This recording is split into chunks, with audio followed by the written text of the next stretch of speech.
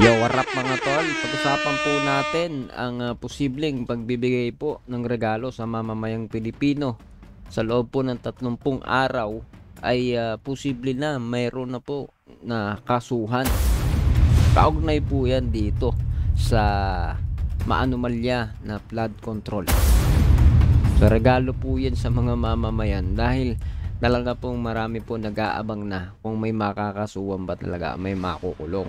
Mukhang pinabibilis na at pinadadali na po yung proseso para makita na po ng mga mamamayan, mga kababayan natin ang resulta ng mga investigasyon. So bago natin umpisahan tong video po na ito ay please do not forget to hit the subscribe button and notification bell para updated ka palagi sa mga videos natin parating. Tara, umpisahan na natin to. Let's go!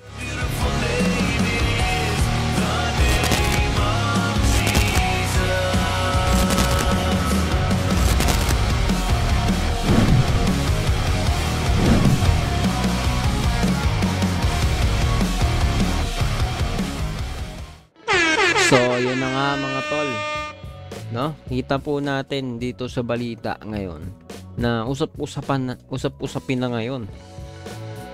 Dahil sa loob po ng 30 araw, 30 days o mahigit kumulang na isang buwan, magkakaroon po ng posibleng pagsampa ng ombudsman ng mga kaso sa Sandigan Bayan. No? Sa loob lang po yan ng 30 nalimutan natin na 30 days na araw. Sorry, nalilimutan natin. 30 araw makakakita na po daw tayo ng posibleng pagsasampa. Pero aantayin po natin yan kung ano nga ba talaga mangyayari, kasi marami pong pwedeng mangyari, maganap pa. Pero kung magkataon na ito po yung mangyari, regalo po ito ng administrasyon ngayon sa inyong lahat, sa atin lahat. Pero syempre, no, panoorin muna natin ang lahat bago tayo magbigay ng opinion. Let's go! Ang opisina po ng Ombudsman ngayon ay binabago po namin ang sistema sa paghawak ng kaso. Mula po sa filing, sa pagdala sa amin ng kaso, hanggat ito ay mapunta namin, madala namin sa Sandigan Bayan o sa RTC. At binabago ho namin yung mga deadlines at yung mga dapat po na panahon na magugugol sa bawat stage. Mahigpit na ipinatutupad ng Office of the Ombudsman ang mabilis na pagsasagawa ng mga proseso kaugnay ng paghahain ng mga reklamo sa kanilang tanggapan. Ito ang tiniyak ni Ombudsman Crispin Remulla sa pagdinig ng Senate Committee on Finance para sa panukalang budget ng ahensya.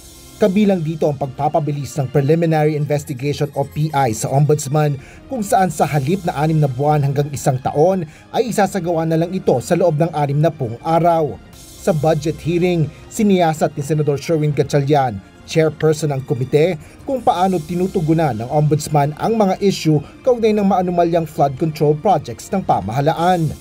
Nasabi nyo kanina may 5 nang na-file sa Ombudsman ng mga kaso. May ini-expect pa ba tayong maifa-file in the next maybe 7 to 14 days, next 2 weeks? At after na-file sa inyo itong 5 kaso, kailan naman ang ini-expect natin ma-file to sa Sandigan?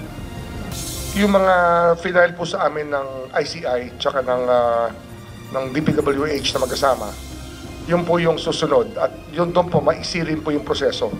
Ang tingin namin kasi maganda na ho yung mga ebidensya ng dokumento na nakadikit po sa complaint. Kaya counting evaluation lang po yan. Pero within 30 days baka meron na ho ma-file sa Sandigan Bayan, posible po yan. Sa panayam kay Ombudsman Crispin Remulla dito sa Senado, Narinig naman natin mga tol, no? Within 30 days ay posibleng meron na po. Makakita na tayo nakakasuhan dito. So sino-sino kaya itong mga ito? At meron na pong sinasabi na kumbaga may suggestion na nanggaling mula sa ICI. Alam naman natin, ito po ay ang nag-iimbestiga, nakatalaga ngayon dyan, yung ICI. At yan po ay rekomendasyon na nila. So tignan po natin. inilahan dito na mayroon ng 8 hanggang 10 reklamo ang nakalatag sa kanila at Ano isinasailalim kaya yung reklamo na yon? 8 hanggang 10 katao kaya? sa pagsisiyasat. Marami rin anya ang kabilang sa mga sasampahan ng kaso na pawang mga sangkot sa anomalya sa flood control projects. Wala sa akin yung listahan, pero maraming nakalagay po doon na kakasuhan natin. Mga engineers. Senador na ako. Meron may mga congressman na kasama. Mga senador, sir. Senators, hindi pa ako sigurado. Nang tanungin naman si Remulla kung kasama dito si dating Bicol Party List Representative Elizalde Co, sagot ni Remulla, Malamang kasama. Kasi ang naalala ko meron Mindoro case na kasama sa mga finansa. Kapag nasampahan na ng kaso si Zaldico, sinabi ni Remulla na kasama sa kanilang plano ay ang paghiling nito ng kanselasyon ng pasaporte ng dating kongresista. Gayon din ang freeze order laban sa mga kabilang sa mga sasampahan ng kaso ng Ombudsman. Asher Cadapan Jr., UNTV News and Rescue. Diyos ang aming sandigan, serbisyo publiko ang aming pinahahalagahan. Alright mga tol, so narinig naman po natin ito pong balita po na ito at talagang aabangan po ito ng ating mga kababayan.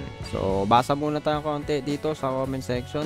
Sabi po dito, yes sir, dapat lang na may makasuhan. Go go go, Sec Remulla. Okay, dapat po may makulong. Na, napakatagal kaso napakahirap makulong agad. Kasuhan mo na lahat sir, wag lang si Martin at Saldi, baka isabit ng ating Pangulo, delikado. So may DDS po nakapasok. So sabi ko nga po sa inyo, dapat hindi po tayo bias, no? Suportahan natin administrasyon ngayon kung tama naman yung ginagawa, and I believe tama naman po yung ginagawang investigasyon ngayon. At parang hindi po nanood yung nag-comment dito, no? Sabi nga po malamang nakasama sila Saldi, no? So abangan po natin. Wag muna nating hatulan husgahan. So isa din sa bagay na iniisip ng marami, bakit kasi hindi pinapublic kaya nagiging questionable sa marami. Pero isa po sana iisip po natin diyan, bakit hindi sinasa publiko? Marami pong nakikisaw-saw, no? Sa Senado lang po nakita po ninyo ang daming mga DDS, ha? Sila po yung nakakapagpagulo sa investigasyon at bias. Kita naman po natin, diba? Lalo na doon sa mga bumabanat sa administrasyon ngayon, malaki po ang tsansa na kasama po yung mga hinahanap ninyong makakasuhan. Binanggit naman niyan kanina, malamang. Hindi pa sure si Remulla kasi hindi pa niya nakikita yung mga listahan. Pero may basihan siya ng sinabi niyang malamang. Dahil meron daw Mindoro case yata, which is link on related po dyan si Saldico. Correct me if I'm wrong, ha? So, disclaimer lang. Anyway, bago po tayo magpaalam, so, may mga dahilan po lahat ng bagay, pero ngayon po na umuusad po itong kaso, tsagain po natin at ipag-pray po natin na talagang maigawad yung hustisya dito po sa korupsyon na naganap po sa ating bansa. Pag-pray po natin ang ating bansa at tunay na nawa maging maayos po ito. Ikaw, anong masasabi mo? Comment down below. Pag-usapan natin yan sa comment section. And please do not forget to hit the subscribe button and notification para updated ka palagi sa mga videos natin na parating. See ya ulit sa susunod na video.